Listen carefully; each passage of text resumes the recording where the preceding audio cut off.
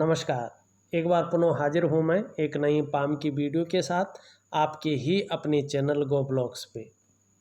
अगर हम हथेली को देखते हैं तो देखिएगा सबसे पहले हमें हथेली की उंगलियों पे नज़र दौड़ती हुई नज़र आ रही है। जो हमारी दृष्टि पड़ रही है वो हथेली की उंगलियों पे पड़ रही है। आपकी हथेली में जो इंडेक्स फिंगर है जिसे हम बृहस्पति जी की उंगली कहते हैं, काफ़ी बड़ी मात्रा में यहाँ पे दिखाई दे रही है।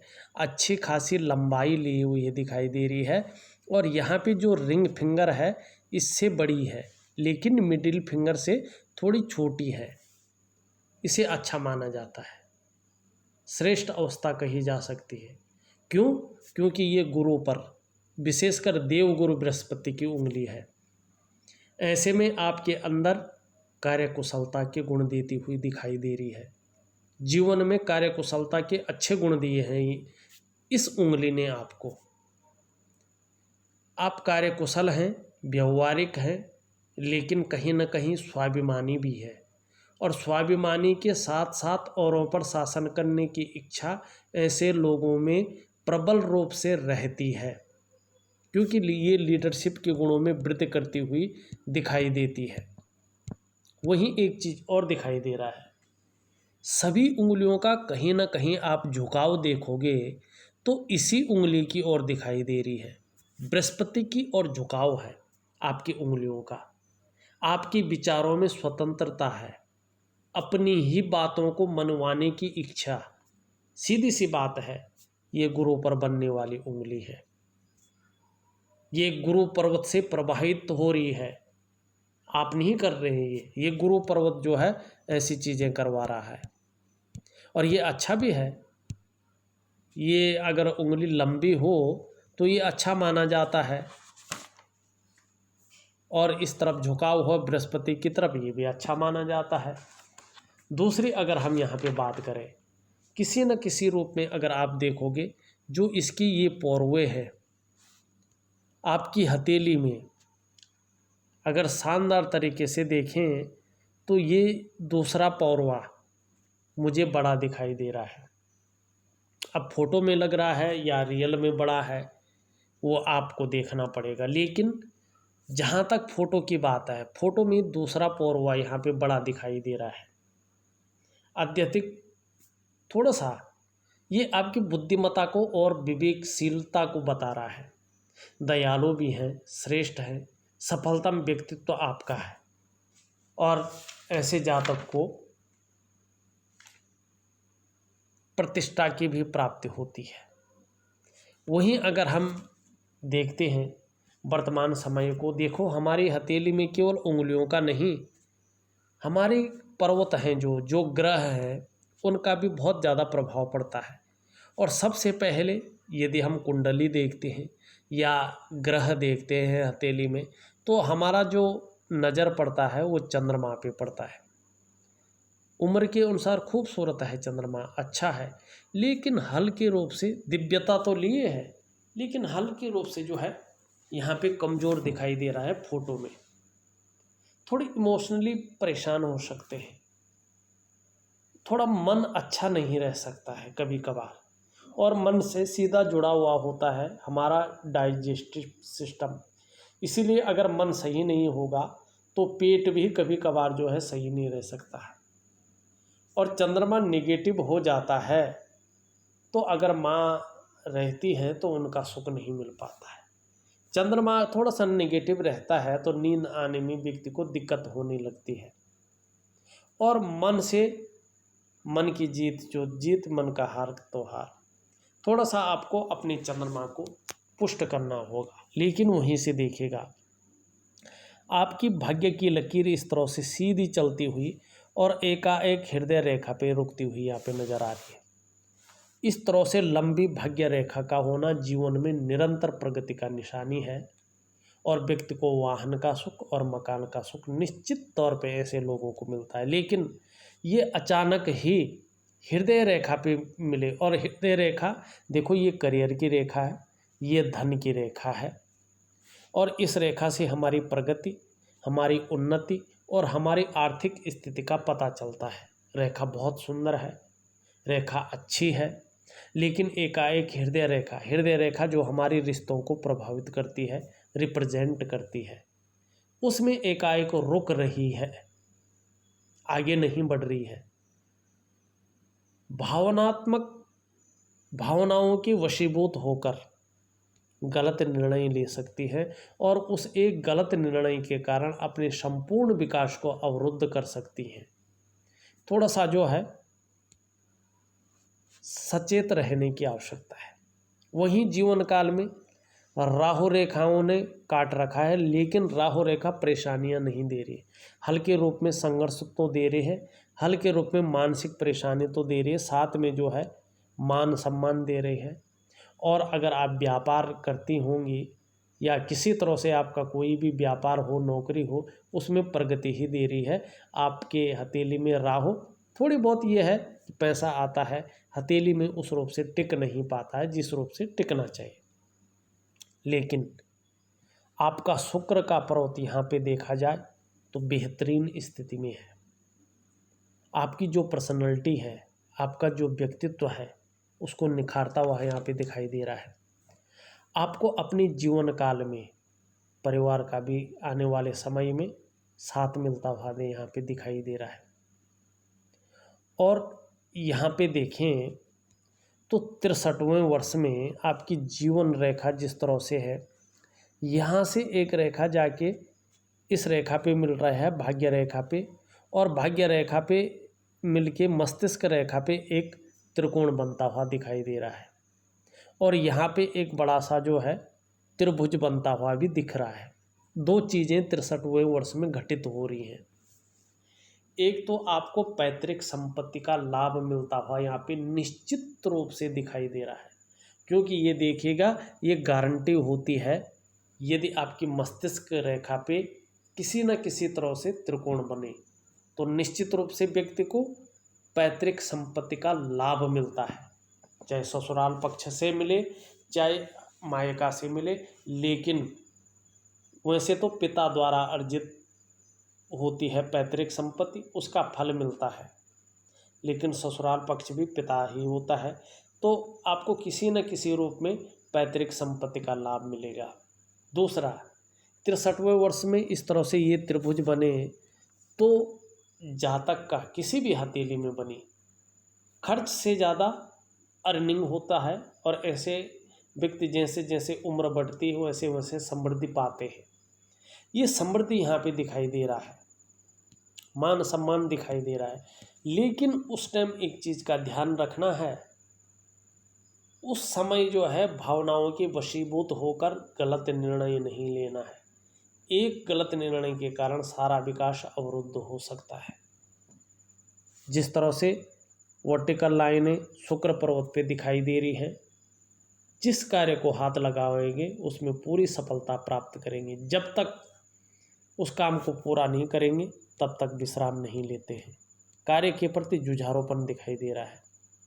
थोड़ा सा इस क्षेत्र में और इस क्षेत्र में संघर्ष की स्थिति नज़र आ रही है। थोड़ा मानसिक परेशानी, थोड़ा सा संघर्ष जीवन में, और बहुत ज़्यादा मेहनत कठिनाइयों के बाद भी हल्के रूप में जो है उस तरह से उभार नहीं दिखाई दे रहा है।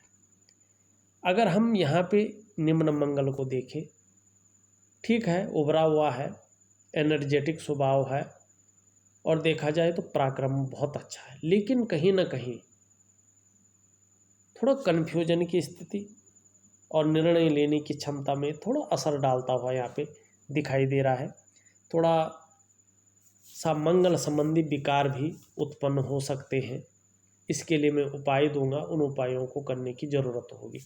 और जिस तरह से शुक्र है, दाम्पत्य जीवन में कोई अड़चन यहाँ पे नहीं दिखाई दे रही है, ना उनके स्वास्थ्य में ना आपके स्वास्थ्य में, और परिवार का आपको भरपूर लाभ मिलता हुआ यहाँ पे दिख रहा है।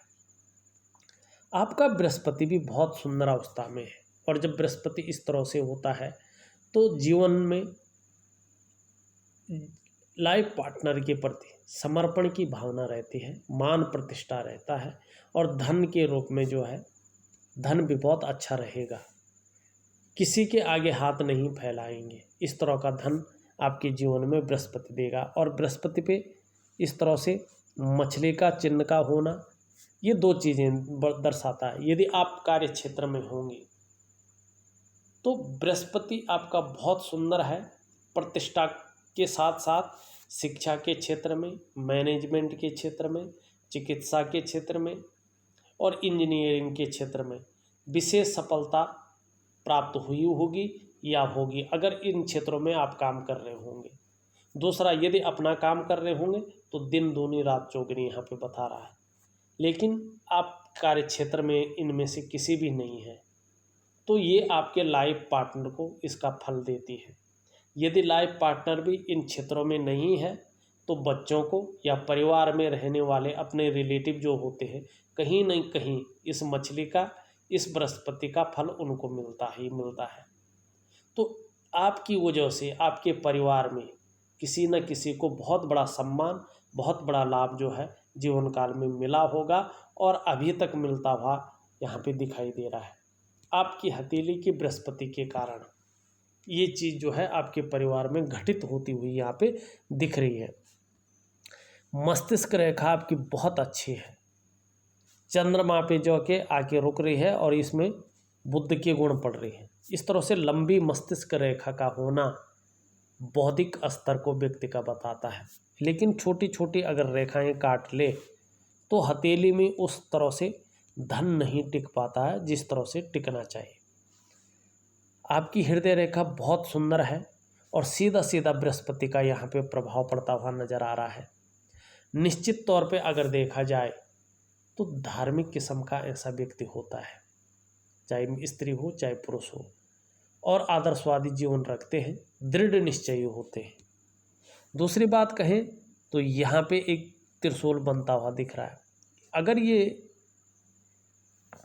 फीमेल के हाथ में हो तो भावुक तो होती हैं, लेकिन भगवान शंकर की असीम कृपा ऐसे लोगों के अंदर होती है। देखिएगा, आप कुछ मत कीजिएगा, अगर आप उपाय कर सके ठीक है, नहीं कर सके ठीक है, मेहनत कर सके ठीक है, नहीं कर सके ठीक है, जितना आपका शरीर और जितना आपका मन कर सकता उतनी मेहनत करिएगा, क्योंकि आप सही दिशा में मेहनत करने वाले हैं।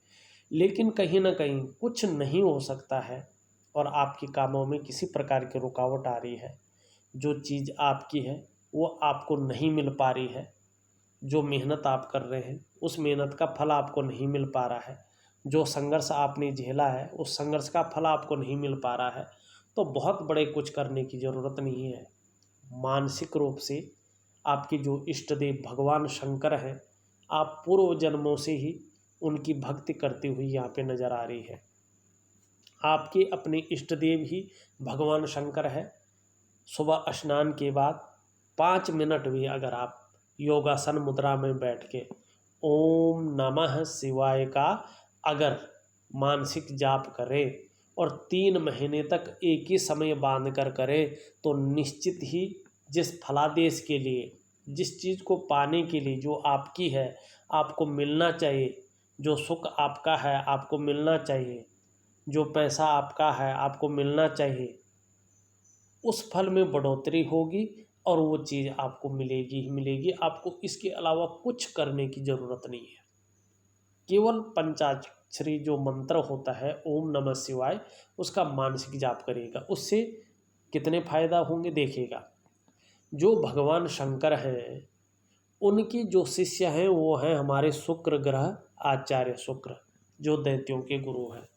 और हथेली में अगर वो सुंदर और पुष्ट होते हैं, कुंडली में वो अच्छे भाव में बैठे हुए होते हैं, तो वो लग्जरी देते हैं, वो सुख देते हैं, चाहे किसी भी प्रकार का सुख हो, मानसिक सुख हो, शारीरिक सुख हो, दाम्पत्य जीवन का सुख हो या स्वास्थ्य संबंधी सुख हो। शुक्र सुख को देता है, नई चीज़ों के प्रति रुझान रखता है और पारिवारिक सुख विशेष तौर पे देता है और दाम्पत्य जीवन का सुख देता है और व्यक्ति की पर्सनैलिटी को, व्यक्ति के व्यक्तित्व को बहुत निखार कर रखता है, चमक देता है, ग्लैमर देता है, केवल भगवान शंकर के ओम नमः शिवाय जैसे मंत्र का मानसिक रूप से जाप करने से। दूसरा, शिव के गण जो है आपने देखे होंगे, चंद्रमा है और चंद्रमा मन का कारक होता है और चंद्रमा इतना महत्वपूर्ण है कि हमारे शरीर में 70% जो जल है उसका मालिक ही चंद्रमा है। और चंद्रमा मन का कारक है, और मन के जीत जीत होती है, मन के हार हार होती है। जब हमारा मन अच्छा रहता है, प्रफुल्लित रहता है, खुश रहता है, सुंदर रहता है, तो हमारा स्वास्थ्य भी अच्छा रहता है और हम भी अच्छे रहते हैं, हमारी पर्सनैलिटी भी अच्छी रहती है, हमारे जीवन भी अच्छा रहता है। तो उससे चंद्रमा भी प्रबल होता है, अच्छे रूप में आता है। और चंद्रमा अच्छा रहता है तो स्वास्थ्य सुंदर रहता है, मन सुंदर रहता है, तन सुंदर रहता है, क्योंकि ये तन का भी द्योतक है। इसे धर्म क्षेत्र भी कहते हैं। ये यात्राओं का ग्रह भी है, ये कल्पना शक्ति को भी बढ़ाता है। और हृदय रेखा पे अगर त्रिशूल हो तो देखें, व्यक्ति की हथेली में त्रिशूल मेल की हथेली में हो तो अलग फल देता है, लेकिन महिला की हथेली में हो तो ऐसी महिला को अपनी जीवन काल में अपने घर का सुख निश्चित रूप से मिलता है। और 63वें वर्ष में जिस तरह से अचल संपत्ति का लाभ यहाँ पे दिखाई दे रहा है वो बहुत अच्छा है। दूसरा, अगर हम देखते हैं, आप अगर अपने शनि की ओर देखें तो इस तरह से एक मछली का चिन्ह बनता हुआ नजर आ रहा है, या पत्ती जैसा चिन्ह बनता हुआ नजर आ रहा है। ये बहुत अच्छा है। थोड़ा रहस्यमय विद्याओं की ओर आकर्षण रहेगा, भक्ति की ओर आकर्षण रहेगा, और दार्शनिक विचारधारा रहने वाली है। आपके दुश्मनों को आपको हराना बहुत ज़्यादा मुश्किल होता हुआ यहाँ पे दिख रहा है। लेकिन सूर्य की ओर चले, यश का साइन तो यहाँ पे दिखाई दे रहा है। अपने क्षेत्र में प्रसिद्धि तो निश्चित तौर पे मिलेगी, पर यहाँ पे ये कमज़ोर भाव में है। तकरीबन 2 सालों तक, तकरीबन 1.5 से 2 सालों तक आपकी मेहनत का, आपकी परिश्रम का यहाँ पे आपको फ़ायदा मिलता हुआ नहीं दिख रहा है। काम बनते बनते आपके बस बनने वाले होते हैं, रह जाते हैं। थोड़ा संघर्ष जो है इस वजह से ज़्यादा दिखाई दे रहा है, बाहर जैसे भी रहे, लेकिन जब घर के अंदर आते हैं तो मानसिक तनाव थोड़ा बढ़ जाता है। कई बार लगता है यार कुछ अलग तो नहीं है, क्योंकि मानसिक तनाव बढ़ जाता है, थोड़ा सा जो है वहम पैदा हो सकता है, लेकिन कुछ नहीं है ऐसा। आप केवल नमः शिवाय का जाप करें, इससे अलावा आपको कुछ करने की ज़रूरत नहीं है। बुध थोड़ा सा हल्के रूप में कमज़ोर स्थिति में है। हरी सब्जियों का, हरे फलों का, हरी दालों का सेवन जरूर करें सुबह और शाम, विशेषकर सुबह केवल ब्रश करने के बाद तुलसी के 2 पत्तों का सेवन जरूर करें, और संडे को छोड़कर 21 दिन तक करें या 31 दिन तक करें, आपके लिए बहुत अच्छा फायदा रहेगा। और हो सके तो बोल बोल कर, जपना नहीं है, बोल बोल कर गायत्री मंत्र का 108 बार पाठ करें, तो जीवन की सारी समस्याएं आपकी हल हो जाएंगी। और जो आपके मन के अंदर इच्छा है, उस इच्छा शक्ति की पूर्ति निश्चित रूप से यहाँ पे दिखाई दे रही है। ऊपरी मंगल आपका बहुत सुंदर अवस्था में है, बहुत अच्छी अवस्था में है, दृढ़ मन को दे रही है, दृढ़ता रहेगी, मन जो है निश्चिंत रहेगा। अगर आपकी देखा जाए तो मैंने आपकी हथेली का पूरा विश्लेषण करके आपको बता दिया है, इसके बाद भी कुछ रहता है, आप मुझे व्हाट्सअप ज़रूर करें, मैं उनका उत्तर ज़रूर आपको दूंगा। उपाय जो भेज रहा हूँ अगर आप कर सकें ठीक है, नहीं तो कोशिश करिएगा ओम नमः शिवाय का जाप, मानसिक जाप जरूर कर लीजिएगा। और 3 महीने तक एक ही समय रखें और आसन बिछाकर एक ही स्थान पर बैठे, तो निश्चित ही सभी इच्छाओं की पूर्ति निश्चित तौर पे होगी। लेकिन करने के ऊपर बात है, किस तरह से आप करते हैं, किस भाव से आप करते हैं। इस वीडियो में बस इतना ही। एक नई वीडियो के साथ पुनः उपस्थित होऊंगा, तब तक के लिए नमस्कार।